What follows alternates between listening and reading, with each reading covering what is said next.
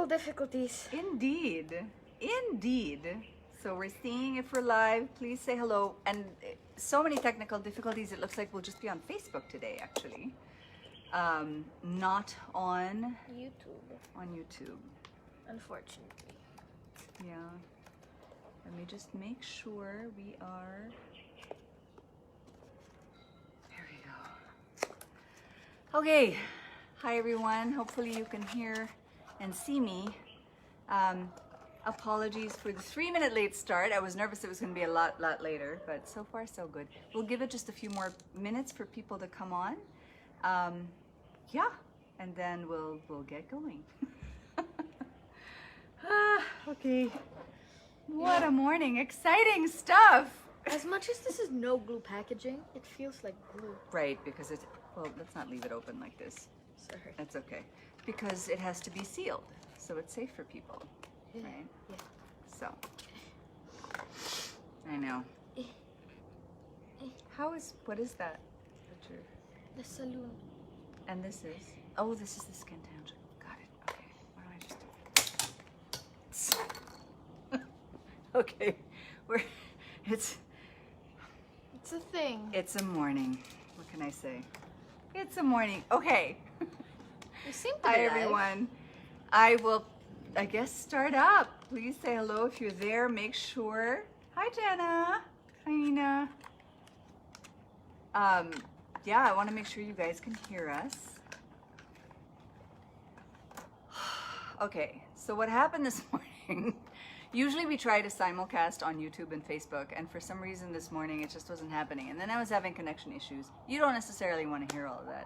But the reason I'm frazzled is I don't usually wear this much makeup, as you all know, but because of our topic today, yes, makeup. I spent a little time making sure my face was beat, as it were, for today. And so I got nervous, is basically the thing. So, there. Thank you, Madison. She came to help me, calm me down and stuff. So welcome to our last live stream of 2020. Yay! We will be back in the new year, maybe just actually on Instagram or Facebook. We're not sure because it's such a pain to simulcast. So yes, right? There's more stuff that could go wrong, and I get frazzled just with one already. So, but yeah, we're very excited. It's been. Oh, my glasses are clean. I'm glad your glasses are clean. That's awesome. Anyway, okay, so, I'm gonna go. It's been. Bye, honey. Thank you. No problem. So it's been a really tough year on several levels, but it's also been like a year of a lot of great lessons. So we decided, being the most festive time of the year anyway, that we would end on sort of a festive note on makeup, makeup, makeup. So if you're watching, please don't forget to follow us on Facebook and comment or ask your questions, and make sure you get your questions in early so I can really work to make sure that they're answered before my mom has to go, because I know y'all are really here just for her. And please don't forget to comment or ask your questions, because today we are giving away to a lucky winner a really awesome gift. We thought we'd end the year with a bang, so check it out. This is our Re-Everything Eye Serum, right? Which is such a fave. It's great for rejuvenation, but it also gives you like a temporary lift, which I should have done today, but didn't. And you also get a skin tangible. This is our BB cream, which is BB but better. It's great for all skin tones. So you get those 2 travel sizes, plus you get a full-sized matte lipstick in Saloon. It's this gorgeous sort of earthy, lovely, it's an almost nude but not quite. And why I like actually this color is because it's so buildable. Like if you just dot it and spread it, it's a really light nude, but then if you apply it more thickly, it's pretty dramatic and awesome. And on top of that, you get a full-sized, comes in this, you know, our gorgeous little jewelry pouch type thing. You also get a eyeshadow duo in Bleaker, which is really pretty. It's this burgundy copper best-selling shade duo that we have. So again, it's those 2 full-size products, the lipstick and the Bleaker eyeshadow duo, plus the eye serum from Everything and the Skin Tangible. So make sure that you comment or ask your questions, and we'll be picking winners at the end of the live. So there, jumping straight into it, getting into our topic for today. Makeup, I find it so interesting because we're so deep into skincare, and especially for really complex skin conditions, that we often get asked why we make makeup. And the simple answer is because a lot of the people who can use our stuff can only use our stuff, and that includes in makeup. And makeup, if you think about it, really stays on the skin for hours. So it's like skincare, just in fancier clothing.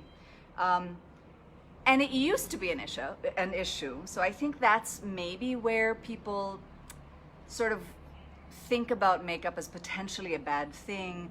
Every time someone has a rash or acne, they blame the makeup right away, right? And I think in the past, before cosmetics were regulated, but our industry is regulated in most countries in the world, right? In the past, there was real danger. I looked this up. I mean, I know some of this, but I sort of went down the rabbit hole a little bit and found out more stuff. Eyeliners in ancient Egypt had lead. Whitening face makeup in the Roman Empire also had lead, as did English. Queen Elizabeth was sort of famous for her super white face, and she would pile on this white lead makeup to hide scars from smallpox. So lead poisoning was actually a real thing in makeup back in the day. And arsenic, in Victorian times, there was a product called arsenic complexion wafers that you were supposed to eat to help lessen the appearance of pimples and blemishes. So over the years, you know, there have been concerns about makeup, but it is, as I said, it has been regulated for a lot of years now. So things, for example, arsenic, of course, isn't allowed. Lead, there's more lead now in the air that we breathe, the water we drink, in our soil, because lead is a naturally occurring component, right? It's in the periodic table of elements, it exists. There's more of it in our environment than there is allowed in lipsticks, for example, or any of the products that we make. Talc is another concern, but again, the concern is because of asbestos contaminants in the talc. And there are very strict regulations as to what percentage or how pure an ingredient needs to be for it to be used in cosmetics. So it's actually rather strictly regulated now. Less toxically speaking, makeup is always the top culprit to blame for pimples and rashes, and some formulations certainly can contain allergens and comedogenics. If you smell a formulation, it smells really good. If you have a fragrance allergy, then walk away. And look at claims for non-comedogenic, etc., etc. But again, I want to double down on this. Makeup stays on the skin for hours. And so while there are potential risks there are actually real potential benefits as well. So what we have tended to do, so when my mom came back from the States, I remember hearing her talk about the difficulty of recommending alternatives to her patients with allergies. They'd have a patch test, patch test positive to certain allergies, and she'd have nothing to recommend. And that's sort of what went behind why we created makeup. And from day one, the very big thing for us was to make sure we had allergen-free makeup products that we could provide. So, preservative-free, paraben-free, fragrance-free, etc., etc., etc. And a lot of this was to help. So, a lot of this was to help patients with what's called patient compliance. And even if you talk to dermatologists now all over the world, one of the biggest challenges is really patient compliance. You tell a patient, you can't use anything that you're using now. After you get a patch test, a lot of our customers get the news, everything that you have on your vanity and in your medicine cabinet, you have to throw out now. That's it, you have to start from scratch. So it's daunting and frustrating, and if there are certain things that you're really in love with, a certain foundation, a certain lipstick, it's hard. So it's not just sort of people being a pain and not wanting to follow their doctor's instructions. It's hard to let go of habits, and it's hard to let go of things that you love. So we wanted to make sure that we offered enough of a choice for people so that they could be good about following their doctor's instructions, but not necessarily have to, live like a monk give up every little pleasure in life. So that was a big thing for us in our makeup. And the other big thing is the VH rating. Y'all know how this works. I'm trying to find a big enough one to show you. So for example, for Skin Tangible here, if you look here, right? I hope you see that. It says VH minus 109 over 109. That means it has 0 of all 109 allergens. But for another product, I'm trying to see, this is yes, perfect example. So this is a lipstick, right? And it's VH, I'm trying to show it. It's VH, it's so small, 108 over 109. Why that's important is because if the allergen that's included, I think in this case it happens to be a dye, is not one of the allergens you patch tested positive for. Let's say you patch tested positive for vitamin E or parabens, then you can actually use this product, right? So that also helps free up your ability to use makeup. You don't just have to avoid all of it because you think it has allergens. It may not be your allergen. So look at the VH rating. The other big thing is obviously non-comedogenic, but what we always try to remind people is something that's comedogenic just clogs a pore and creates a comedone. What you need for acne is actually for inflammation and possibly infection to happen. So the fact that there are no other allergens, or as few as possible in the formulation, is really key for acne management. And then later on, as we went, through the years with my mother's research, et cetera, we realized the makeup didn't have to just be about prevention and patient compliance. It could actually give benefits because, again, you wear this throughout the day. So almost all our makeup contains our first cold-pressed, organic, clinically published virgin coconut oil. So it's great for hydration, barrier repair, et cetera, and monolaurin, which is great for more acne management, but also more antimicrobial protection. And then my mom will go really into layering, and I won't get into that now because she loves it. And it's great for indoor and outdoor sun and light protection. But before I get into that, quick reminders: you can shop all of our products at vmvhypoallergenics.com internationally, or in the Philippines, vmvhypoallergenics.ph. Many of our boutiques locally are open, so check out the website to see what is available. In the USA, we're reminding people to try to order gifts quickly because it's hard for us to predict how shipment is going to be, what with the pandemic and the rush of Christmas. In the Philippines, we do have our totes still available, which is, it's nice. You're like Santa. This is your bag. It's really cute. And don't forget the monolaurin pellets at VMV Skin Research Center and clinics if you're interested in that. I've noticed sort of an increase of people fighting smaller infections, not COVID, and it's worth it. And if you'd certainly like a teleconsultation with my mom or any other doctor we work with, let us know. Another thing that we're going to be launching very soon is what we call wrapped in a bow dough, where if you buy one of our top protective products with monolaurin virgin coconut oil, SLS, we will donate the same product to a frontliner or communities in need. So I think it's a really special way to celebrate the holidays and try to bring back the balance of what 2020 should have been. Just try to add more goodness in the world is what I'm saying. And remember, for everybody, feel free to send us a private message at any time with your patch test results if you'd like us to customize recommendations for you. On that note, actually, before I call her in, don't forget to comment and ask questions. If you missed what I said earlier, we will be giving away 4 bestsellers today, 2 travel-sized items, the Re-Everything Eye Serum and Skin Tangible BB Cream, plus a full-sized eyeshadow duo in Bleecker and lipstick in Saloon. So don't forget to comment and ask your questions and ask them early. And finally, yes, on that note, I will be inviting our resource speaker today, Dr. Vermen Viralio Rowell, who is my mom and our founding dermatopathologist. Can you fit? There. Comfortable? Yes. Good. Thank Hi, you. you look lovely. Thank you. We both made an effort today, clearly. I tried my best.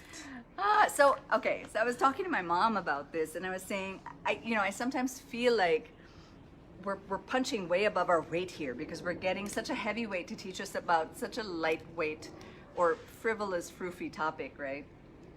But in a way, that's why I think it's so interesting and valuable, because among her hundreds of published papers are studies done on makeup too.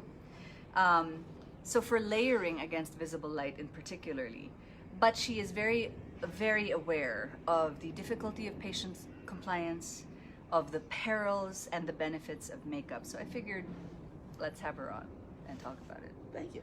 Say hi to everybody. Hi, everybody. Okay, so let me just make sure. Okay, so the first question I wanted to ask is makeup bad for sensitive skin conditions? So what we sometimes hear, and we get this from people lots of times on social media or in our Ask whatever, we just get a lot of questions about, I have eczema or I have psoriasis, so I really can't use makeup. Or I have cancer, I'm getting chemotherapy, I cannot use makeup. So is that basically true? If you have sensitive skin conditions or a medical condition, you cannot use makeup? That's not quite true. Because as a matter of fact, cosmetics, if I may, I'd like to go historical as well. You know, because I heard her talk about Cleopatra and, you know, the Egyptian times and the Romans and all of that. But coming on to modern life as far as cosmetics are concerned, in the 50s actually, when the baby boomers were in and people began to really go out and work, women as well as men, of course, and the cosmetics became more and more functional. And so you actually now have cosmetics color, we're talking about colorants, as having functional parts to them.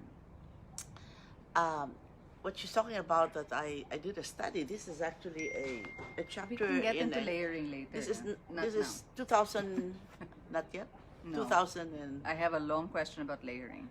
1971. Okay, layering, we'll go That there was later. 1990s, that book. But we're talking about functional Right, cosmetics. so the first question is it bad? And the answer is Not at all. No. Not at all. You can use products which are free of the ingredients that irritate or produce allergies to you, and you can still use them. Yeah.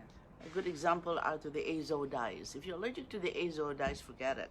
You can, it's correct, it's not forget it. There are colors that are made of metals or, you know, That are non-dyed not- that are dyes. They're not non-azo synthetic dyes, dyes. They're not exactly. azo dyes, and you can use them. Yeah, it can actually you know. get really complicated. So we have, so there are several types of pigment, right? But just because it's, quote, natural or mineral pigment does not mean it's not an allergen.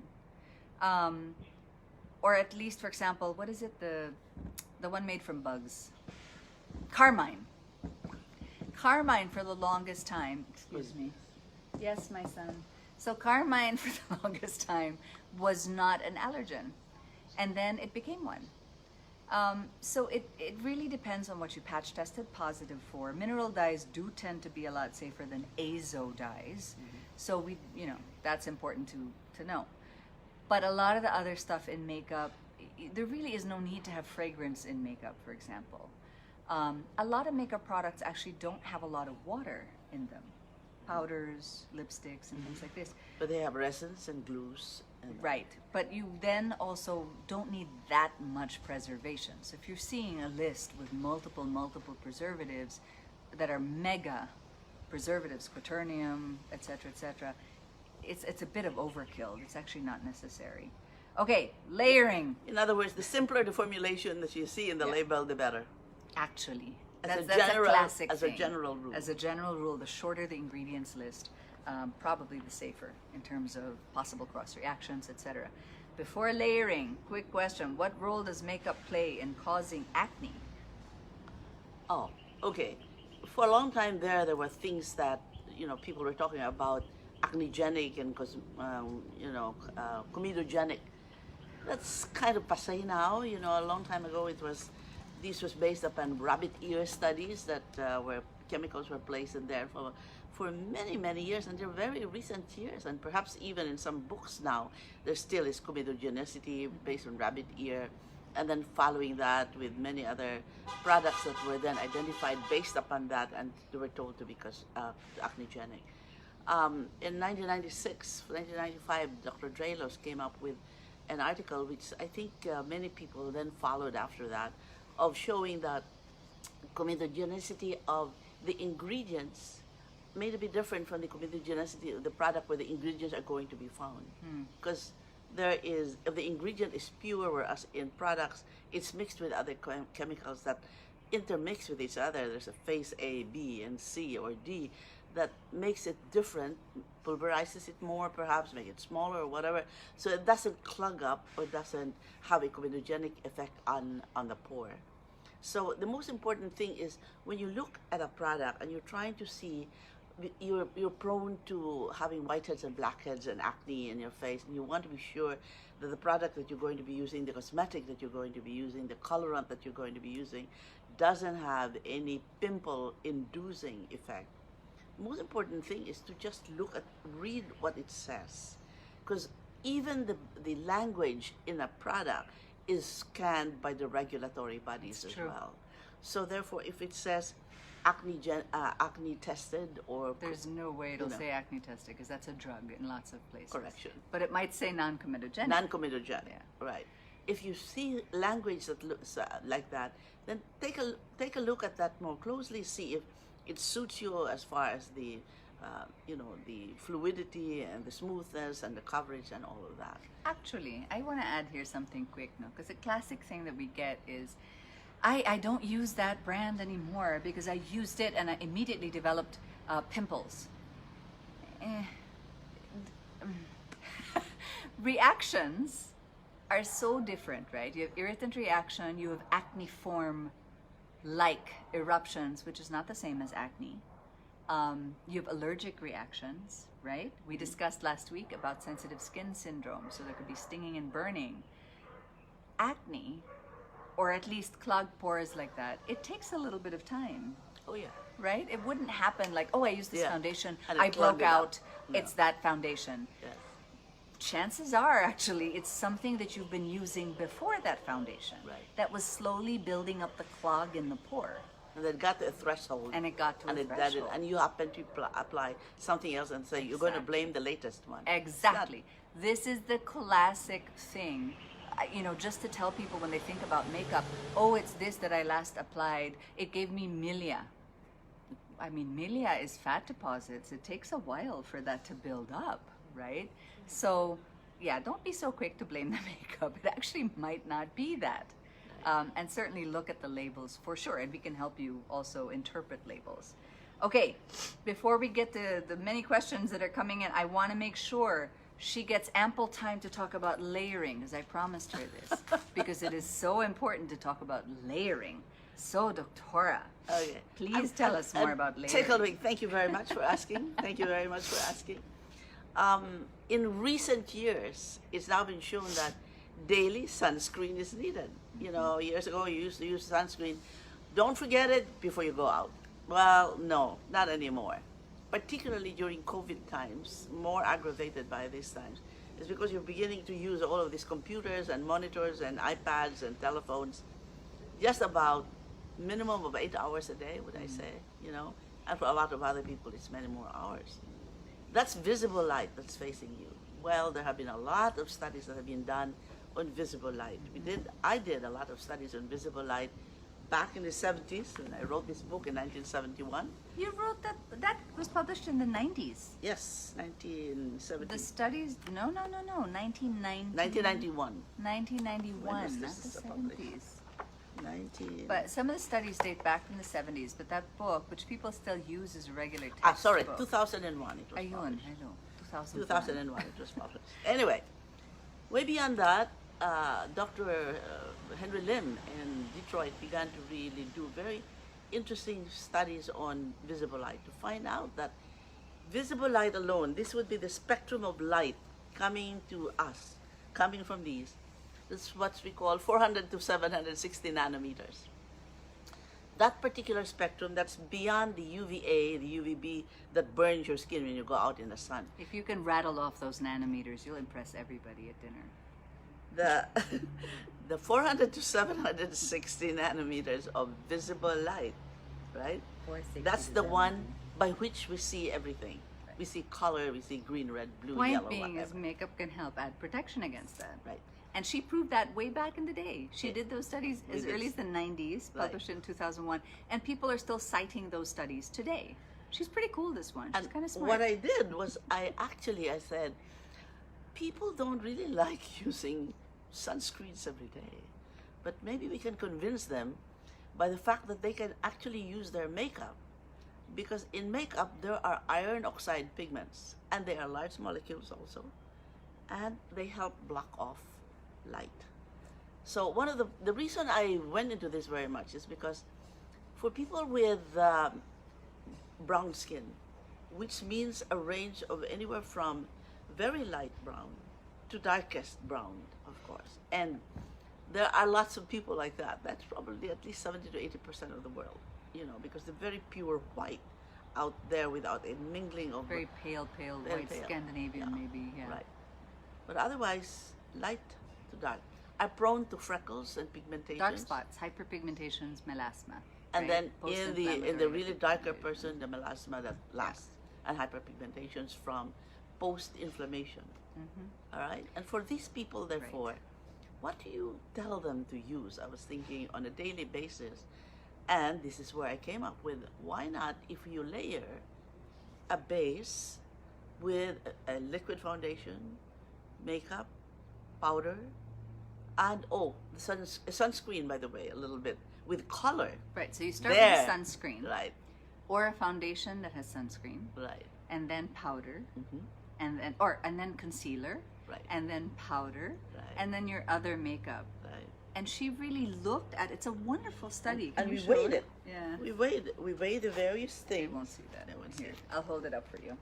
Okay, so you can talk and I'll hold We, it. we weigh the different kind of products that we use on the skin. Can you see that? Yeah. And then we compared it with those that were using just a sunscreen. And at the end, we showed that to visible light, there was protection by using these additional products that contained iron oxide pigment. And it wasn't until very recent years that there have been studies showing that iron oxide pigment, as a matter of fact, actually protects the skin, not from the sun necessarily, but from the visible light that we're protecting ourselves due to the current trend of using our monitors throughout the day. These were so cool. These are really groundbreaking studies that, are still referenced today. They're pretty awesome.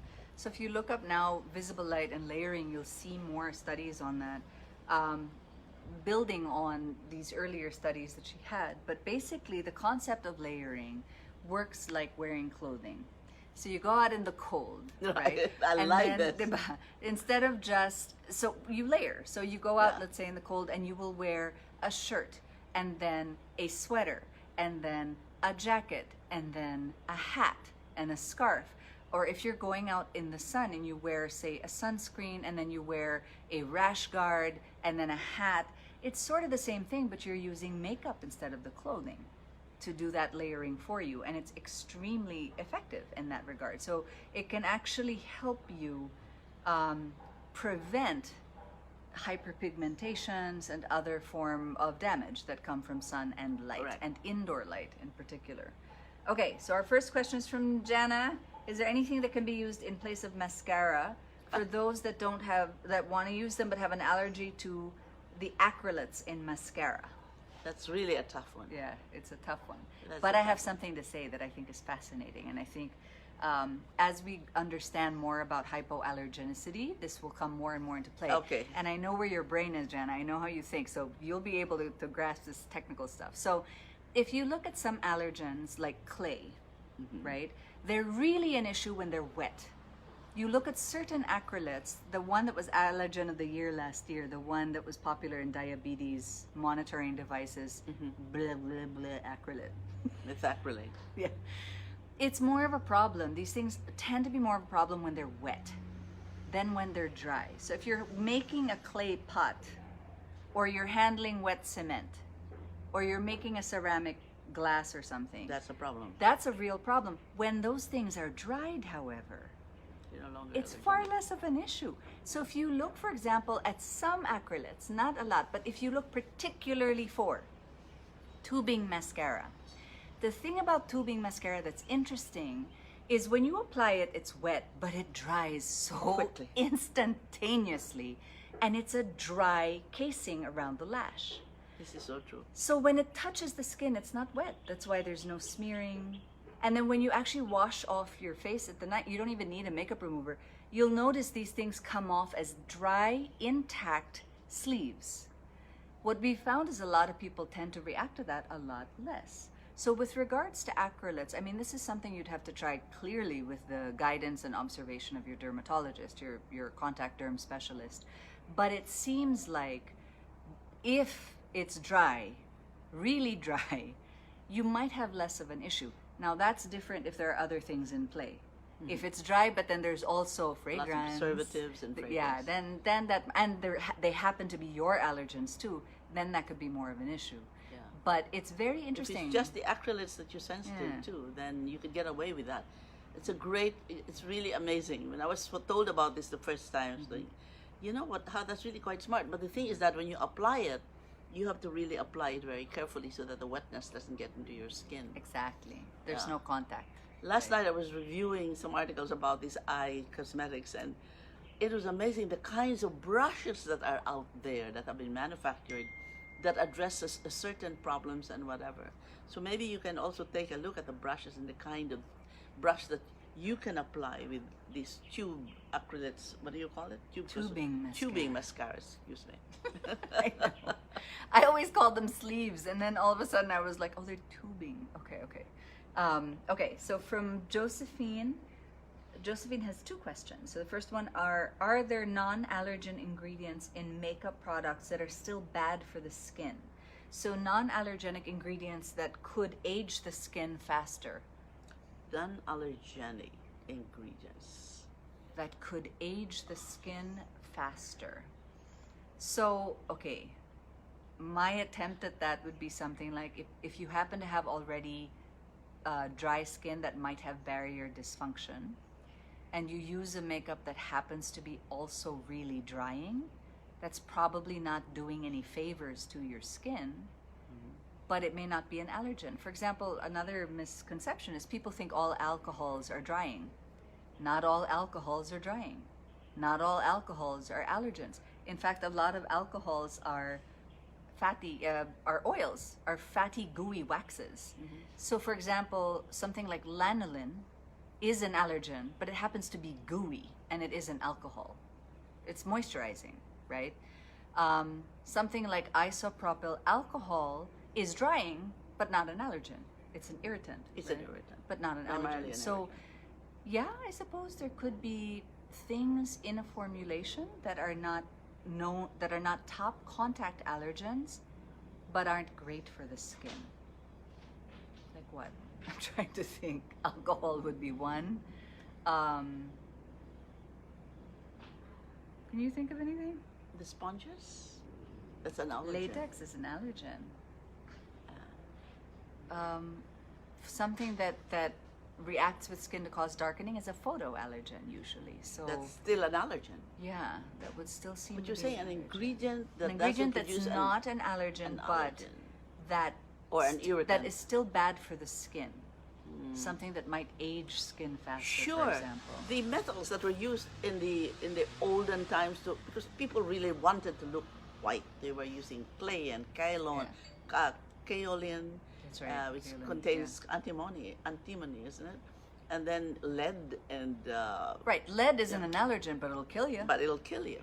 Absolutely. You know, what, come to think of it, we're looking too far away. Exactly. Listen, that's why they're no longer allowed, by the way, in So, cosmetics. yes, Josephine, yes. And if mercury. something has a lot of mercury or arsenic or lead, Right. Well, mercury is different because mercury is a real allergen. You apply it. Some that's people true. are allergic to mercury. You know that red dye that they use to,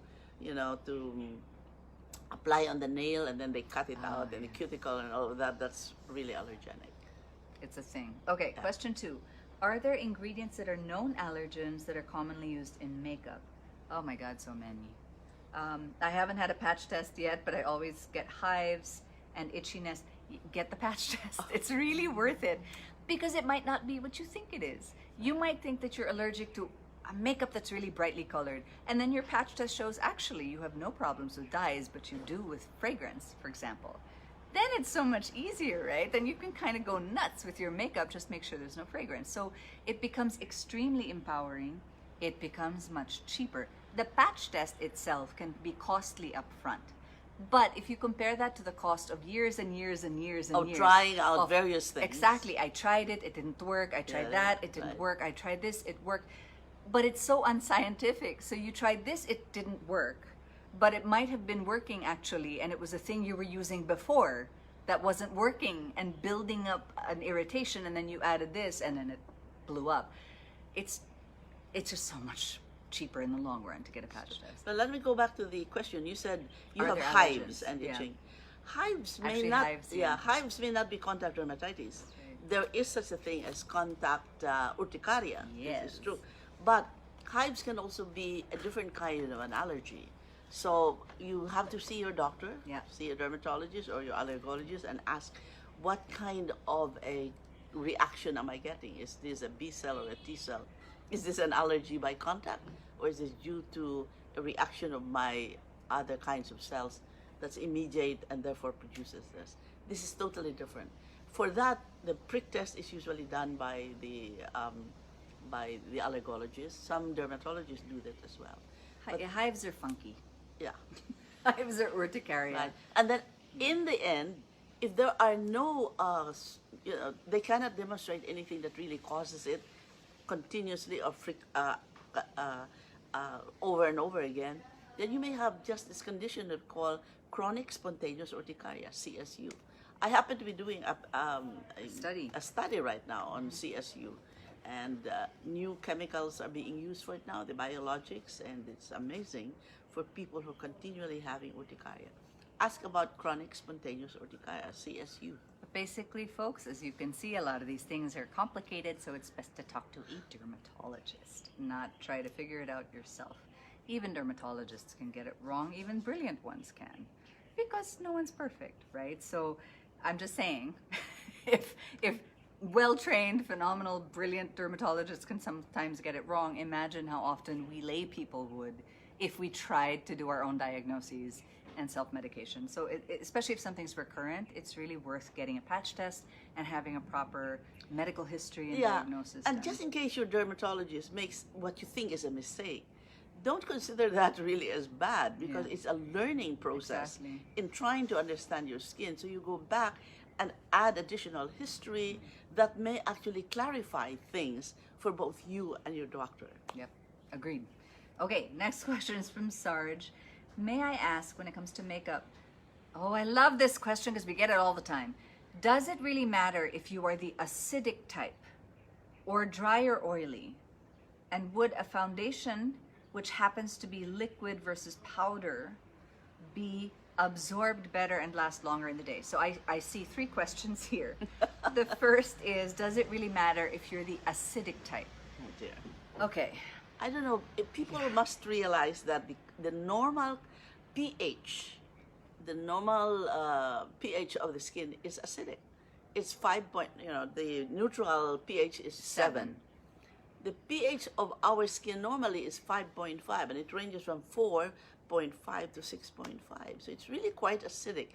That's the way nature has made it. We have an acid mantle in the skin. The acid mantle is produced actually by our own bacteria that's innate in our follicles that break down the lipids coming from the sebaceous gland to then make fatty acids, and the fatty acid is what gives us this acid we have mantle. our own microbiome in the skin, just like we have a microbiome in different organs in our body. This is extremely not just healthy and normal, but fundamental to how our organs survive, thrive, operate, right? So what she's saying is the microbiome of the skin is what is responsible for the creation of the skin's acid mantle. The acid mantle is fundamental, right? For what were you saying about fatty acids? The fatty acids are the sebum that comes out of the sebaceous gland, from the hair follicle sebaceous gland. The sebum is broken down by this microbiota that we have, particularly the Pityrosporum folliculitis, Pityrosporum species, Malassezia. into now called this lovely word Malassezia. Don't I you don't just know think why it was rechristened. it should be made into the name of a I know, movie or but you something like gotta that? wonder, what was it? Like a whole bunch of scientists were like, Pityrosporum just sounds ugly. Let's just call it Malassezia. Malassezia. Yeah, So now there. Malassezia.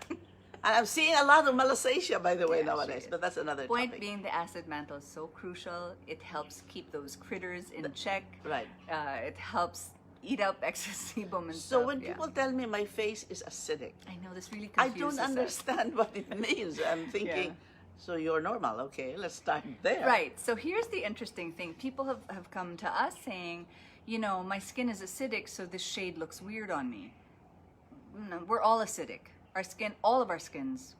And as a matter of fact, acidic. Yeah. cosmetics are basically made so that their acidity is also a little bit on the acid side in order to blend in with the skin when it's Right. applied on your skin. Right, so it feels better, looks better, etc.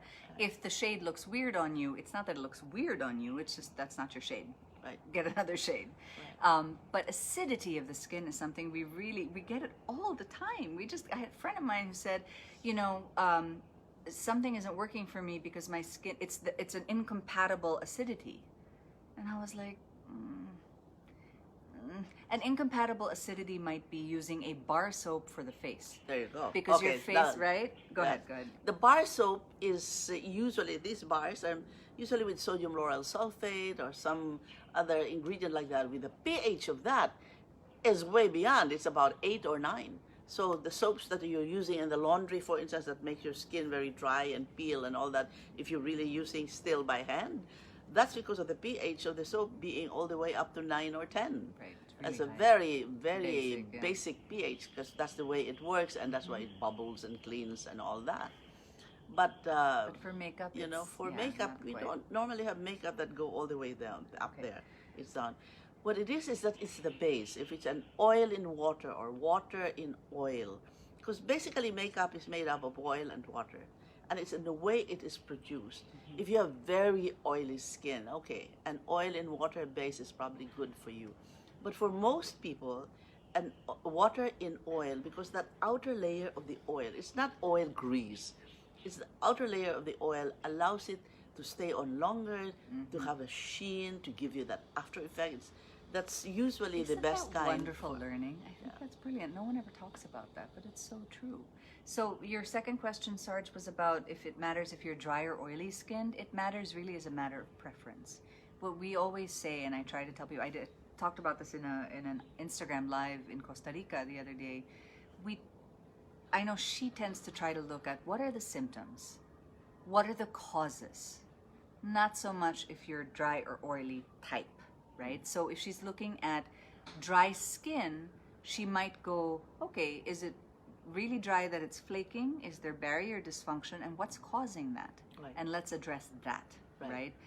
So in that sense, yeah, if you have dry skin, if you have some barrier dysfunction, maybe you want to look for something with virgin coconut oil in the foundation to help you, you know, keep that barrier loved and hydrated and, you know, have some occlusion. I'm very there. much into looking at the environment of people, you know, and so Exposome. when you say you're dry or oily, you know, it's not a type, you know, it's the skin is a continually evolving thing, just like the brain is constantly. We don't fit in one box plastic, and they're like that yeah, forever. right. It changes You're not throughout our dry lives, and yeah. drier, or, you know, you change, Yeah. and there may be a reason for why today you are feeling oily, and Exactly. tomorrow it's dry. It's the Okay. things that I affect have to you. rush through these questions because they just bloomed. Okay, liquid versus powdery. Makeup which is better for the skin to be absorbed better and last longer in the day. It's like asking how long is a piece of string. There are some liquid foundations that have acrylates or other ingredients that'll stay on forever and they won't budge, right? But there's also powder foundations that'll stay on for a good long time and won't budge. It really depends on the formulation. Yeah, I mean, I guess the answer is yes. It really depends. Yes, both could potentially work. You'd have to look at the claims of the product. Anne is asking, makeup with SPF, exclamation point. I've been seeing a lot of tinted sunscreens. Is that really enough? Depends on the SPF and PFA claimed. Right. The SPF, remember, is really for going outdoors. It's SPF sun protection factor is for UVB and the UVA from outdoor sun. But remember, many of us now are really not that crazy anymore of really staying out and baking out in the sun, except for a number of people, of course, who still go out and sunbathe, and go into Or those, just cross the street. Right. I mean, SPF. But or- otherwise, yeah, unless you go walk in the, at lunchtime and things like that, you'll have to have some UVB and UVA protection. But, so therefore, an SPF of 45, 60, probably 50 rather, less is probably enough for a daily kind of sunscreen, not for going out on a marathon, but for a daily kind of sunscreen, SPF of about that number is enough. But the most important thing you have to look out for is for the UVA and for visible light protection, Yeah. because UVA is the light that goes through window glass, Right. and then there is also UVA in some of the indoor lights that are Yeah. being used So, by us. Okay, I'm going by to us. brush ahead. This is related to Christine's question as well, minimum SPF. So very simply put, SPF is UVB. That is the sun you get only outdoors. It cannot penetrate windows. Look It's for bright UVA cloud- protection and visible light. But for SPF, look for a minimum, really 15 is enough. The problem is those tests to determine the SPF are determined using a shot glass of sunscreen applied on the body. Yes. No one uses that. If you've ever tried, I can assure you, 2 milligrams You're per not centimeter putting squared. a shot glass Boy, on your folks, body. you try to put It's that a on. lot. So a study in the British Journal of Dermatology showed that when you apply less than that, you could be cutting the SPF as far as half. So that's why going for a higher SPF is helpful, because when you apply less of the quantity that's used to determine that SPF, you have a bit of a buffer for protection, right?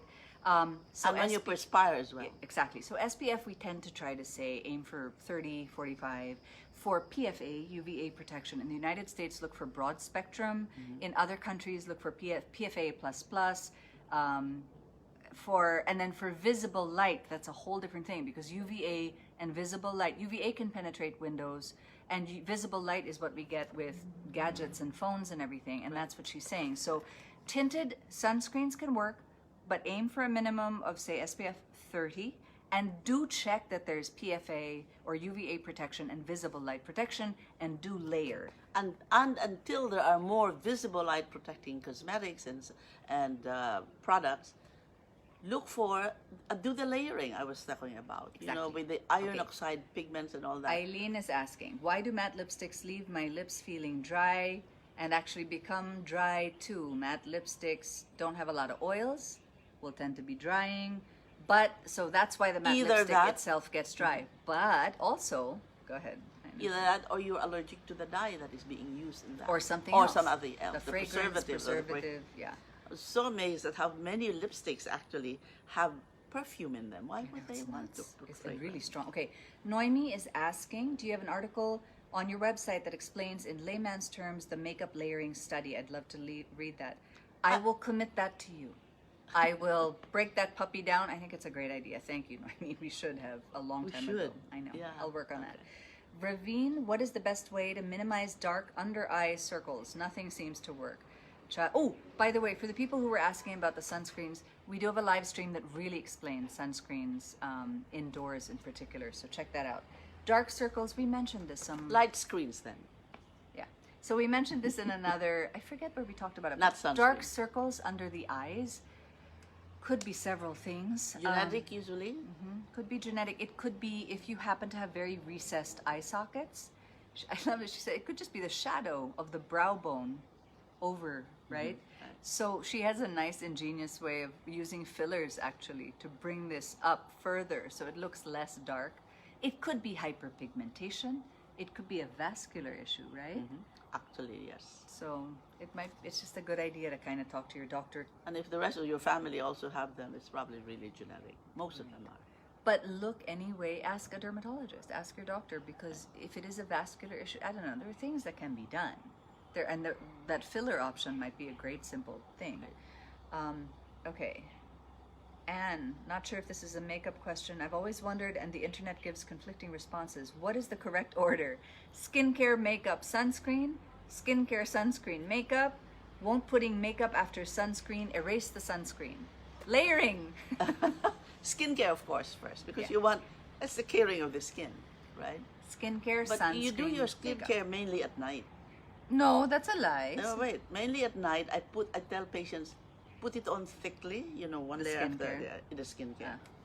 In the, for instance, I have lots of patients who have barrier deficiency. It's so common nowadays. So they have dry skin, flaky, itchy, and all that.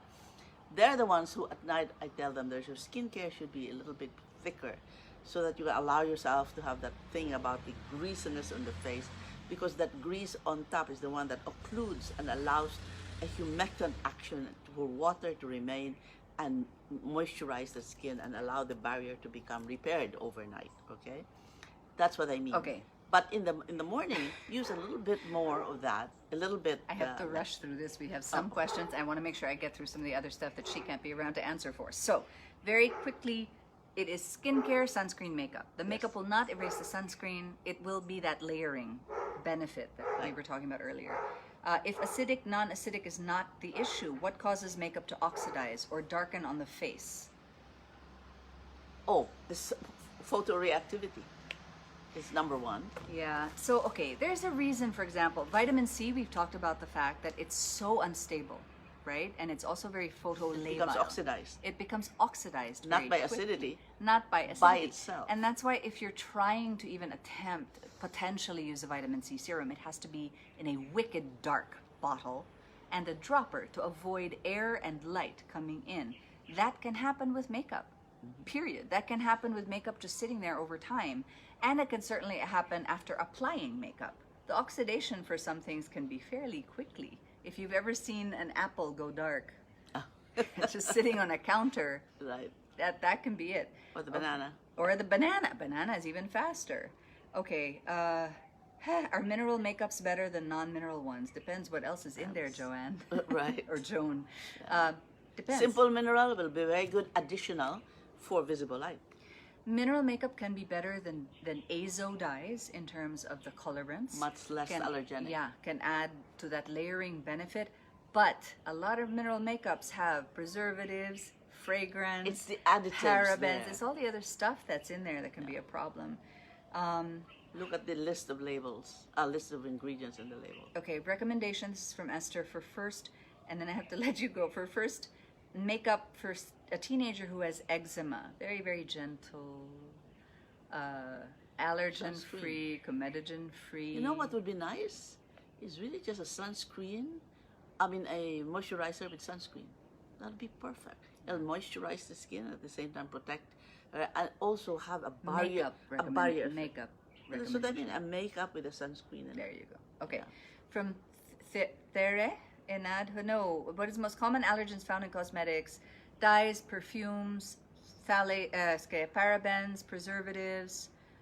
Or those are probably the tops. Azo dyes. How do we verify cosmetic labels stating they're hypoallergenic, pure, natural, organic? A fabulous question. Okay, hypoallergenic. I think you can handle that. Yeah, I'll get to this. I will let her go because I know she has stuff at 10 exactly, and I want to make sure I don't keep you guys here forever. We have winners to announce, and I love you. This is our last live stream for the year. Happy So, New say Year, goodbye. Merry Christmas, Happy New Happy holidays. Happy holidays, everybody, and Happy New Year. Exactly. Okay.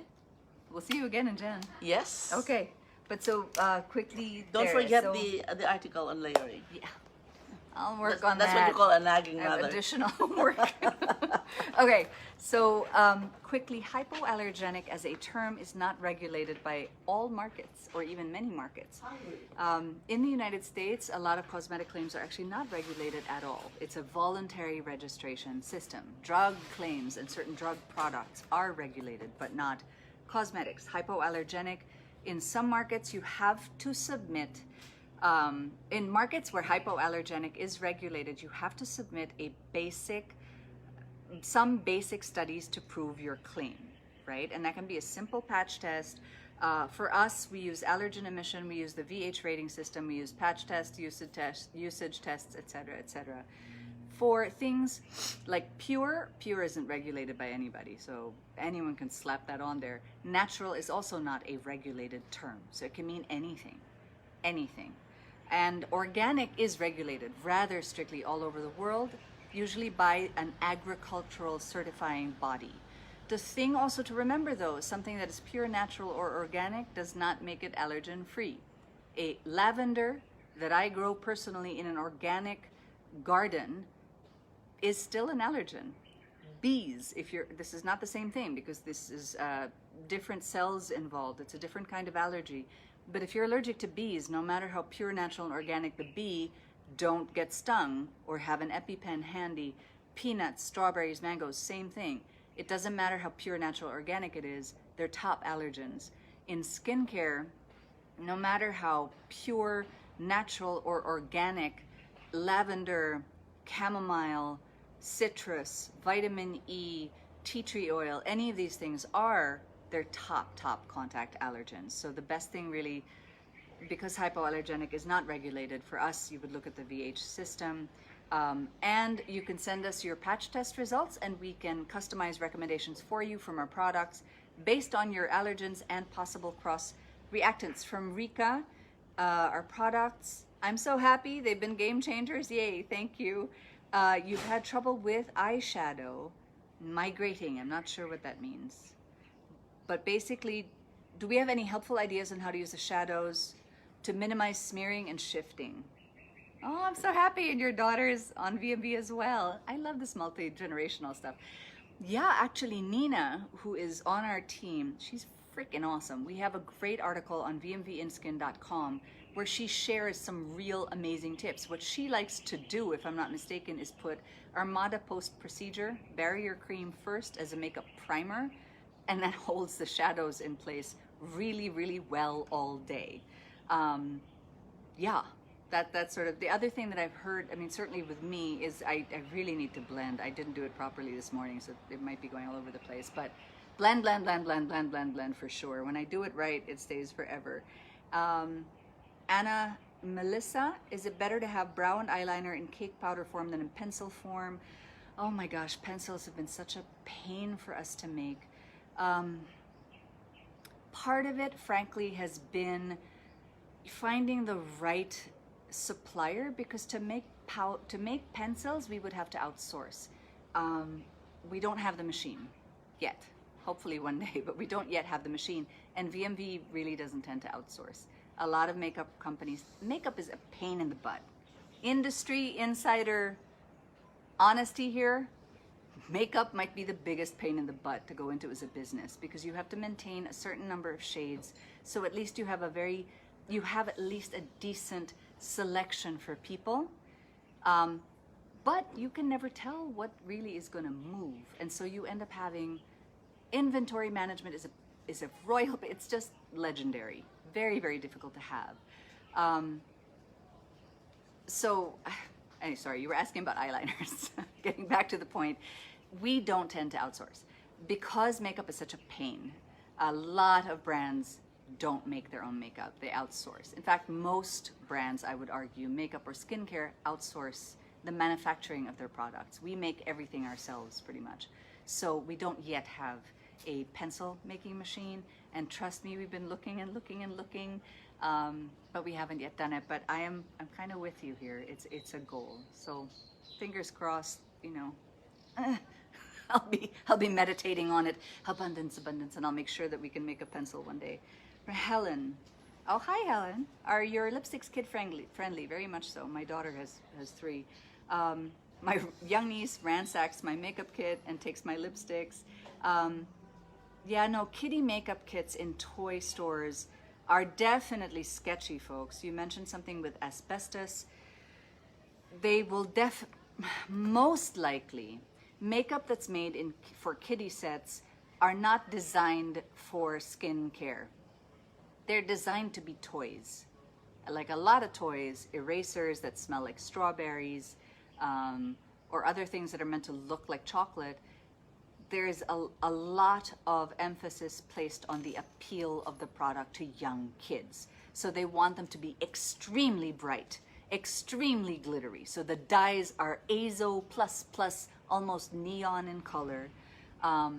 Chances are, yeah, they're gonna have a fragrance because you want them to smell fun. You want them to smell like chocolate or caramel or strawberries or something else.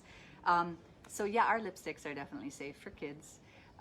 Certainly the dye-free ones are excellent ones to start with, but my daughter and my son, my 10-year-old son the other day just came out looking like Ziggy Stardust, like he looked amazing, I thought. But yeah, my kids have been using our makeup since they could reach the counter to ransack my vanity. So yes, okay, great. I will be able to get you guys out of here pretty much on time. We have winners today, folks. Who are our winners today? While I'm waiting, because they're picking them randomly.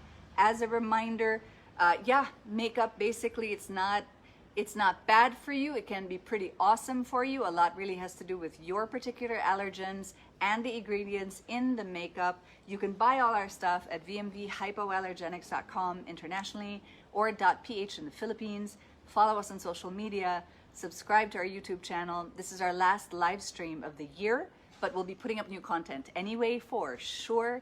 And contests are always happening on Instagram, where you can win coupons and maybe even your favorite product on, I think, Wednesday and Saturday is sort of the main contest dates.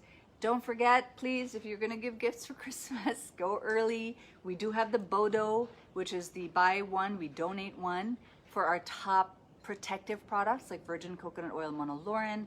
This is one of them. You'll see the Bodo seal online. It's just a nice way to sort of make your gift give more during the holidays, right? You get it for you or for someone else, and we will donate the same to a frontliner or a community in need. So there. Okay, winners today. Congratulations to Sarge Angela and Joan Ayman Gadayan. You each get the Re-Everything Eye Serum plus the Skin Tangible BBBB Cream, which is backwards. There you go.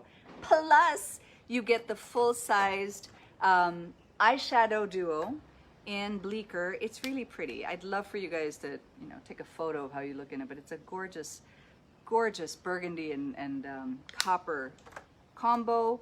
And then you get Saloon, which is a nice buildable shade. You just dot it on super light, and it's a really lovely, barely there nude, or you can go sort of full enchilada and get all 90s matte, TLC fine and stuff.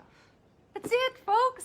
It's our last live of the year. This is the first time we've ever done lives, and it's been the most rewarding, the most awesome, the most yay getting to know you kind of thing. Also, I ended up learning a boatload of things. Sensitive skin syndrome. Who knew, right? Also, y'all have been amazing. I think it might have been Helen last week or 2 weeks ago who talked about looking for acrylics in knitted hats as well. And then I think was it Noemi today who gave me homework? Yeah. Yes, I have homework, which is actually awesome. I think that's a great idea. So I want to thank everybody for keeping us company all year, helping to make our first foray into the live stream world so worth it, especially with my personal fears and insecurities, my frazzledness whenever something technical would go wrong. I just really couldn't be more grateful to all of you who watched and participated and helped us learn and helped others sort of wade through this complicated world of skin and complex skin conditions in particular. So yeah, I think that's it for us, and it for us for the year. And we will see you again in January with the lives. But keep in touch, and please stay safe. I wish you peace and joy and calm and self-care and love and being together virtually, safely. But I do wish everybody a super wonderful, happy holiday season. Mwah. See y'all next year.